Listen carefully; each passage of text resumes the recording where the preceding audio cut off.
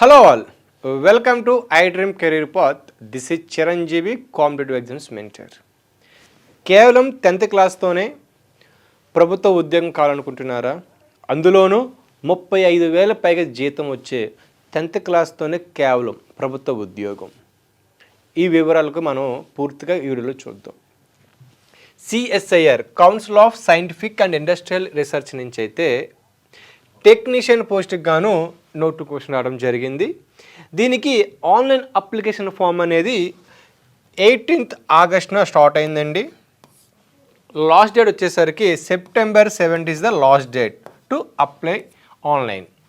So మీకు technician and group 2 vacancies అయితే ఉన్నాయి. ఇక్కడ టోటల్ 43 పోస్టులు అయితే మీకు ఖాళీగా ఉన్నాయి. ఇందులో అన్రిజర్వ్డ్ అభ్యర్థులకు 19, ఓబీసీ నాన్ క్రీమిలేయర్ అభ్యర్థులకు 11, షెడ్యూల్ క్యాస్ట్ అభ్యర్థులకు 6, ఎస్టీలో 3, ఈడబ్ల్యూఎస్లో 4 అయితే వేకెన్సీస్ ఉన్నాయన్నమాట.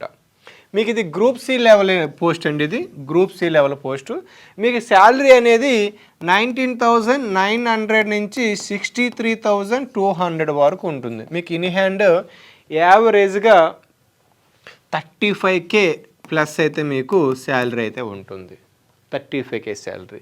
మీకు మినిమం ఏజ్ అంటే అప్పర్ ఏజ్ లిమిట్ అనేది మీకు 28 ఇయర్స్ అయితే ఉండాలి. దీనికంటే ఎక్కువైతే ఉండకూడదు అప్పర్ ఏజ్ లిమిట్. ఓకే, మరి ఈ 43 వేకెన్సీస్లో 2 పోస్టులు అనేవి పర్సన్స్ విత్ డిజబిలిటీస్ అయితే వేకెన్సీ ఉన్నాయన్నమాట. ఇందులో కేటగిరీ బి అభ్యర్థులు ఎవరైతే deaf and hard hearing problem ఉంటారో వాళ్ళకైతే ఒక వేకెన్సీ ఉంది. అదేవిధంగా autism, intellectual disability, specific learning disability అంటే మెంటల్ ఇల్నెస్తో బాధపడే అభ్యర్థులు ఎవరైతే ఉంటారో డిజబిలిటీ కేటగిరీస్, అందులో కేటగిరీ డి అభ్యర్థులకైతే ఉంది. ఇక కేటగిరీ ఈ అభ్యర్థులకైతే మల్టిపుల్ డిజబిలిటీస్ వాళ్ళకైతే పోస్టులు అయితే ఉన్నాయన్నమాట. ఇక ఇక్కడ క్లియర్గా క్వాలిఫికేషన్స్ ఇవ్వడం జరిగిందండి. ఏ పోస్టులు ఉన్నాయంటే ఈ టెక్నీషియన్లోనే మీకు computer operator programming assistant COPA, దీనికి మీకు 10th క్లాస్ అయితే ఉండాలి. లేదంటే ఏదైనా దీంతో పాటు సమానమైన మీకు క్వాలిఫికేషన్ అయితే ఉండాలి with minimum 55 marks ITA certificates అయితే మీకు వచ్చి ఉండాలి. అంటే ITAలో మీకు 55% రావాలి. అంటే 10th ప్లస్ ITAతో మీకు ఈ కంప్యూటర్ ఆపరేటర్ ప్రోగ్రామింగ్ అసిస్టెంట్స్ అయితే మీరు తెచ్చుకోవచ్చు. లేదంటే మీకు ఇదే పోస్ట్కి 10th క్లాస్తో పాటు 2 ఇయర్స్ ఎక్కడైనా మీకు అప్రెంటిస్షిప్ ఎక్స్పీరియన్స్ ఉంటే కనుక మీకు ఎలిజిబుల్ అనమాట.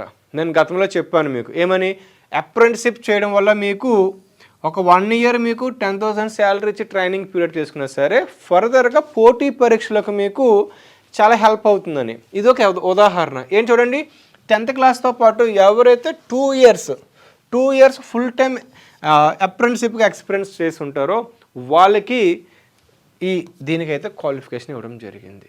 ఒకవేళ మీరు ITA చేయకపోయినా అప్రెంటిస్షిప్ చేసి ఉంటే కనుక మీరు ఈ పోస్ట్కి ఎలిజిబుల్ అవుతారు.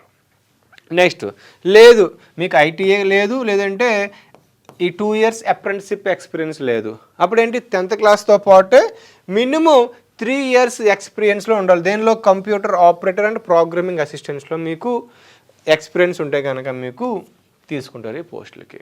ఇక్కడ చూడండి, ఇక్కడ COPA కంప్యూటర్ ఆపరేటర్ ప్రోగ్రామింగ్ అసిస్టెంట్కి మీకు 21 పోస్టులు. ఈ 43లో మీకు 21 పోస్టులు ఉన్నాయి. ఇందులో అన్రిజర్వ్డ్ వాళ్ళకి 8, OBC 6, SC 3, ST వాళ్ళకి 2 అండ్ EWS వాళ్ళకి అయితే 21 అయితే 2 అయితే వేకెన్సీస్ ఉన్నాయన్నమాట.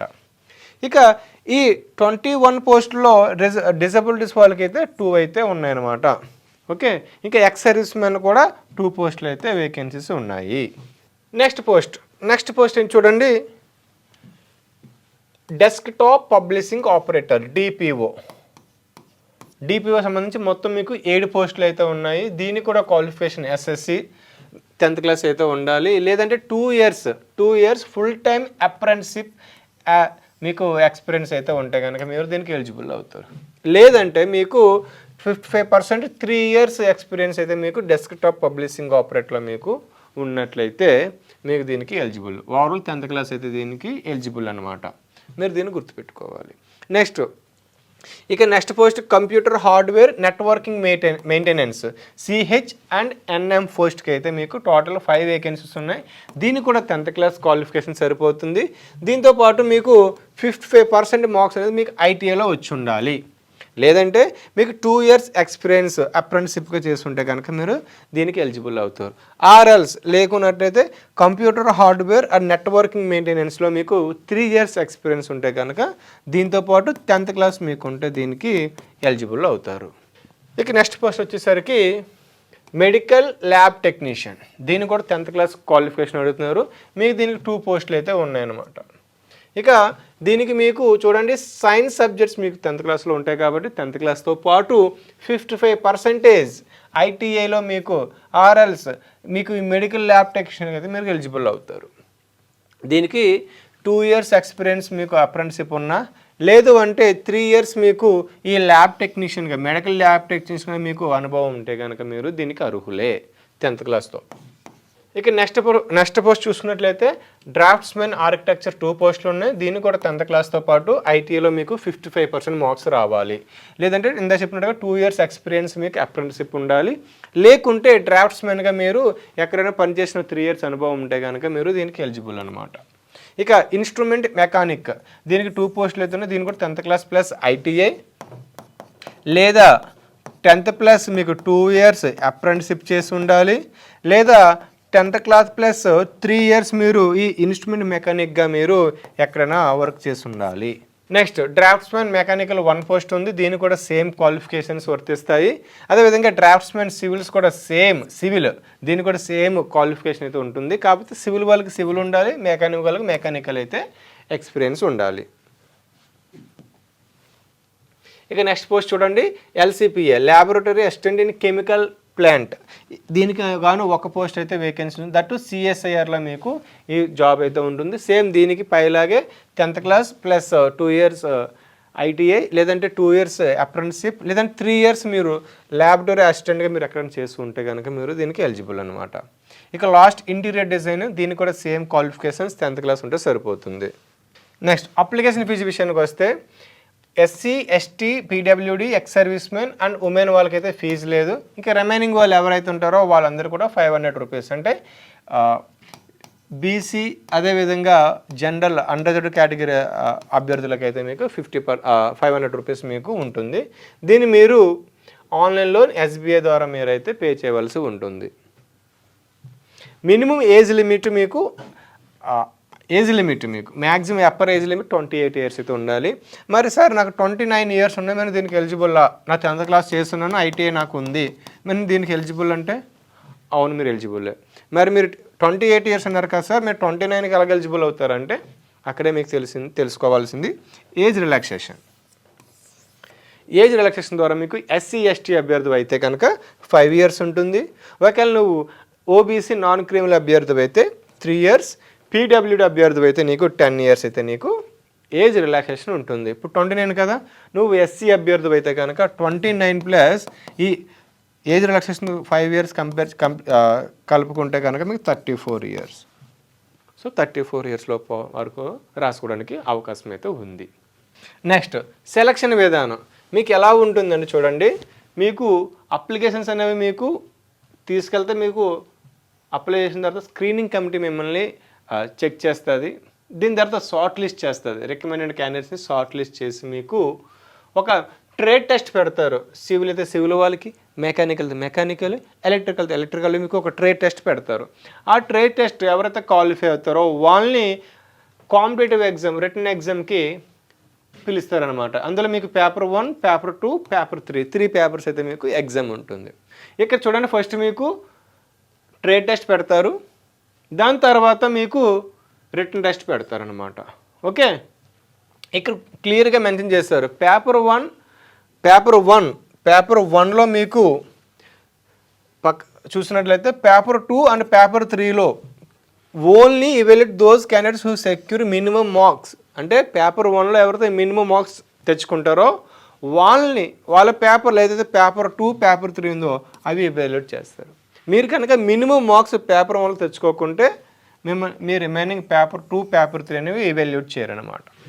The final merit will be only on the basis of marks. ఎవరైతే పేపర్ 2 పేపర్ 3 ఉంటుందో దీన్ని బేస్ చేసుకొని మీకు మెరిట్ లిస్ట్ ఇస్తారు. అంటే పేపర్ 1 క్వాలిఫైయింగ్ నేచర్ అనుకోవచ్చు. ఇక్కడ పేపర్ 1 క్వాలిఫైయింగ్ నేచర్, మీరు దీన్ని మినిమం మార్క్స్ తెచ్చి క్వాలిఫై అవుతేనే పేపర్ 2 పేపర్ 3 ఎవాల్యుయేట్ చేస్తారు. ఈ 2 పేపర్లు బేస్ చేసుకొని మీకు ఫైనల్ మెరిట్ లిస్ట్ అయితే ఇవ్వడం జరుగుతుంది. సో టెక్నీషియన్కి ఈ ఎగ్జామ్ ఎలా ఉంటుంది చూడండి. ఇక్కడ మీకు క్వశ్చన్స్ అనేవి ఇంగ్లీష్ లాంగ్వేజ్లో ఉంటాయి అండ్ హిందీలో కూడా ఉంటాయి.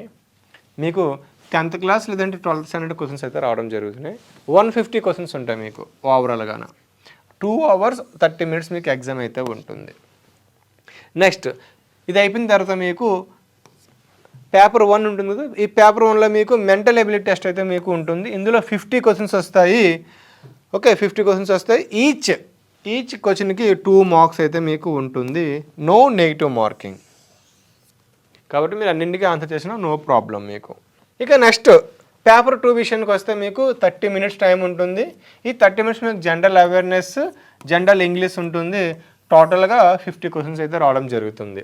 ఇక్కడ జనరల్ అవేర్నెస్కి ఈచ్ క్వశ్చన్కి 1 క్వశ్చన్కి 3 మార్క్స్ అయితే ఉంటాయి. టోటల్ 75 మార్క్స్ ఇక్కడ మీకు ఉంటుంది. ఇంగ్లీష్ కూడా సేమ్, ఈచ్ క్వశ్చన్కి 3 మార్క్స్ ఉంటుంది.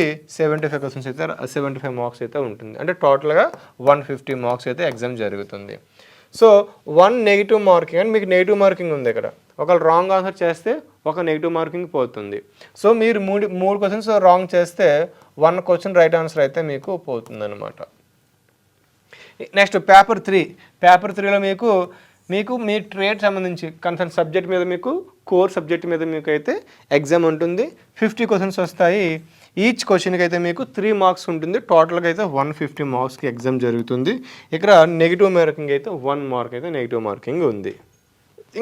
ఇక్కడ చిన్న డౌట్ అండి, ఏంటంటే ఫర్ సపోజ్ అందరికీ పేపర్ 2 అండ్ పేపర్ 3లో సేమ్ మార్క్స్ వస్తే అట్లా టై అయితే ఎలా చేస్తారంటే, ఎవరైతే ట్రేడ్ ఈ సబ్జెక్ట్ ఎగ్జామ్లో ఎవరైతే ఎక్కువ మార్క్స్ తెచ్చుకుంటారో ఫస్ట్ పీరియడ్ వాళ్ళకి ఇస్తారు. ఇందులో కూడా టై ఉంటే ఎవరైతే నెగిటివ్ మార్క్స్ తక్కువ వచ్చి ఉంటాయో ఓకే ఈ రిటన్ టెస్ట్లో వాళ్ళని నెక్స్ట్ పీరియడ్ ఇస్తారు. నెక్స్ట్ పీరియడ్ ఏంటంటే candidates with lesser negative marks if applicable in the papers, ఏదైతే రిటన్ ఎగ్జామ్ ఉందో అందులో మీకు చూసిస్తారనమాట. నెక్స్ట్ డేట్ ఆఫ్ బర్త్, ఎవరైతే పెద్దవాళ్ళు ఓల్డర్ ఉంటారో వాళ్ళకి నెక్స్ట్ పీరియడ్ ఇస్తారు. Next essential degree earlier placed uh, ఎవరైతే ముందుగా డిగ్రీ చేసి ఉంటారో వాళ్ళకైతే ఇస్తారనమాట. Next alphabetical order in which first names of the candidates appear, అంటే మీ క్యాండిడేట్స్ మీ నేమ్స్ బట్టి ఎవరైతే ఫస్ట్ లెటర్ ఉంటుందో వాళ్ళకైతే పీరియడ్ ఇస్తారనమాట. ఇక్కడ మీకు ఒక గుడ్ న్యూస్ అని తెలుసా, మీకు శాలరీతో పాటు బెనిఫిట్స్ చాలా ఉన్నాయి. అందులో మీకు ఏంటంటే హెచ్ఆర్ఏ హౌస్ రెంట్ అలవెన్స్ ఇస్తారు, ట్రావెలింగ్ అలవెన్సెస్ ఇస్తారు. ఇక సెంట్రల్ గవర్నమెంట్స్ ప్రకారం ఎంప్లాయీస్ అన్ని బెనిఫిట్స్ అయితే మీకు ఇక్కడ దొరకడం జరుగుతుందన్నమాట. సో మీరు ఏ విధంగా అప్లై చేసుకోవాలంటే చూడండి, ఈ www.csirrec వెబ్సైట్లోకి వెళ్ళి అందులో టెక్నీషియన్ 1 అనేది మీకు కనబడుతుంది. ఈ లింక్ మీద మీరు క్లిక్ చేయండి. ఆ తర్వాత మీరు డైరెక్ట్గా మీకు అప్లికేషన్ ఫామ్ ఓపెన్ అవుతుంది కాబట్టి మీరు రిజిస్ట్రేషన్ అవి మీరు అప్లై చేసుకోవచ్చు. సో లాస్ట్ డేట్ గుర్తుపెట్టుకోండి, సెప్టెంబర్ 17 ఈవినింగ్ 5తో మీకు క్లోజ్ అయిపోతుంది. కాబట్టి మీరు ఎర్లీగా అప్లై చేసుకోవడానికి ట్రై చేయండి. సో ఇక్కడ మీరు ఒక విషయం గుర్తుపెట్టుకోండి, 10th క్లాస్ ప్లస్ ITIతో ఈ ఒక ఉద్యోగం కాదు, చాలా ఉద్యోగాలు వస్తాయి. దీంతో పాటు అప్రెంటిసిప్ చేస్తున్నట్లయితే మీకు చాలా బెనిఫిట్స్ అయితే ఉంటాయన్నమాట. కాబట్టి 10th ITI చేసిన తర్వాత మీరు డైరెక్ట్గా ఒక ప్రభుత్వ ఉద్యోగం చేయాలనుకుంటే కనుక ఎక్కడైనా ఒకళ్ళ ఉద్యోగం డైరెక్ట్గా వచ్చేస్తే గుడ్ న్యూస్. లేకుంటే మీకు జాబ్ రాని పక్షంలో మీరు అప్రెంటిసిప్ చేయండి మీ ట్రేడ్ సంబంధించి. అప్పుడు మీకు ఈ అప్రెంటిసిప్ వల్ల మీకు ఎక్కువ అవకాశాలు అయితే ఉంటాయి. సో ఈ వీడియోకి సంబంధించి ఏమైనా డౌట్స్ ఉంటే కామెంట్ బాక్స్లో తెలియజేయండి, నేను రెస్పాండ్ అవుతాను. ఈ వీడియో మీకు నచ్చినట్లయితే లైక్ చేసి షేర్ చేయండి. Thank you all. And for more videos, please subscribe to iDream. Please subscribe to iDream. Please subscribe iDream. And please subscribe to iDream. For more videos, subscribe to iDream. please like, share and subscribe to the channel. Congratulations, iDream. Subscribe to iDream. Subscribe to iDream.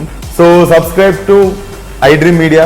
iDream team అందరికి huge congratulations. Please subscribe iDream Media. Please subscribe to iDream. Subscribe iDream. Please subscribe to iDream. iDream అంటే నా కళల channel subscribe చేసుకున్న నోరు తిరుగుతలేదు, మీరైతే గంట గుర్తు కొట్టండి. For more such videos, please subscribe to iDream. Subscribe to iDream. Please subscribe to iDream. Please subscribe iDream Media. Please do subscribe to iDream. Please subscribe to iDream Media. For best entertainment and information, please subscribe iDream. And don't forget to subscribe to iDream.